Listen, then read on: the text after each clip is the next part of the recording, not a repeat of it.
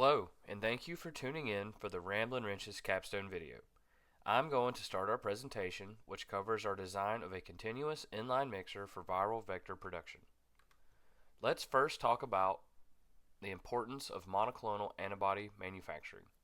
Cell and gene therapies enable the treatment of hard-to-treat diseases such as cancer and other genetic disorders. These therapies rely on complex biologic products, including viral vectors and monoclonal antibodies. Demand is growing rapidly, with monoclonal antibody market projected to exceed $56 billion by 2033. The manufacturing process includes three main stages. The first stage is where the PEI and pDNA complex is formed by mixing PEI and plasmid DNA. The second stage involves transfection of HEK cells. This is where HEK cells are introduced to the PEI pDNA complex. In stage 3, once transfection has occurred, these viral vectors are harvested so that they can be used for cell and gene therapies. Let's look at some of the limitations in current production processes. Current industry standard bulk mixers are slow and can waste up to 99% of DNA due to uncontrolled PEI-pDNA aggregation and process-induced cell damage. Current processes combine PEI and plasmid DNA in a complexing bag.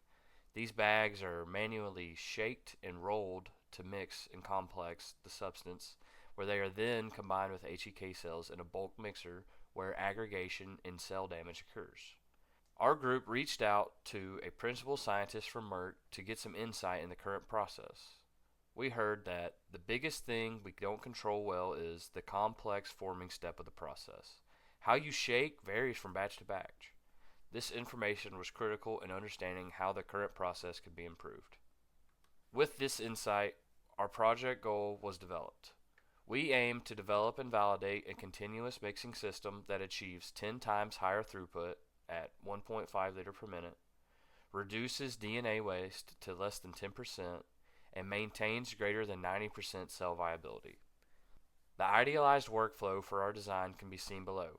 Stage 1 involves injection of PEI and plasmid DNA for complexing, where they are then introduced with HEK cells in stage 2 for transfection, and then sent to the bioreactor so that the viral vectors and monoclonal antibodies can be harvested. Let's now take a look at some existing products and prior art. In doing research for mixing for transfection, we found that designs in static mixers, microfluidics, and injector geometries, many allow for laminar flow. These rely on repeated flow, orientation, and stretching. Prior application research showed that although some had efficient mixing, such as the herringbone caused significant damage to DNA and aggregation.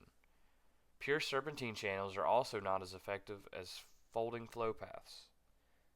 Based on prior art, our solution is unique. Our design does not fall within any other products on the market. Now let's talk about our solution. Our solution is a mixer that combines both stages in a single printable unit.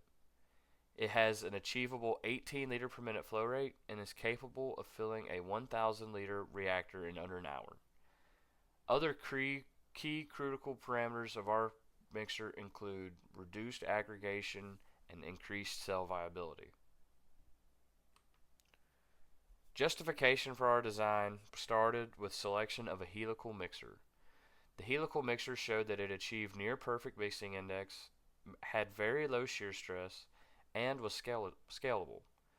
Through testing, we also saw that the helical mixer was suitable for both stages 1 and 2. This served as inspiration for the final design. Stage 1 validation was done through testing and CFD. All performance parameters were hit while keeping flow laminar, as we had a minimized Reynolds number around 383 and an achieved mixing index of 0.9987. All shear stresses were below the threshold. We also were able to look at DNA streamlines through CFD where no signs of circulation or clogging were shown. Stage 2 CFD results were also gathered for further validation. Here we can also see that performance metrics were within the required ranges.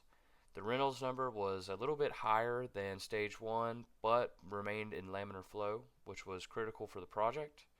We achieved a mixing index of 0.9984, which is very desirable, and we also remained within our parameters of shear stresses. An aggregation assessment was conducted in the laboratory to further validate our processes. The current process of bag protein aggregation was conducted with using manual mixing. Here we saw initial and 72-hour later samples collected that did not show better mixing than our design. In fact, our process showed better mixing initially and after 72 hours, further validating our design. Thank you for watching. We had a pleasure this semester working on the project. We are very excited to unveil our design at the Capstone Expo. We have a very unique product that achieves all the goals that we wanted to, and we cannot wait to hear what everyone has to say. Thank you.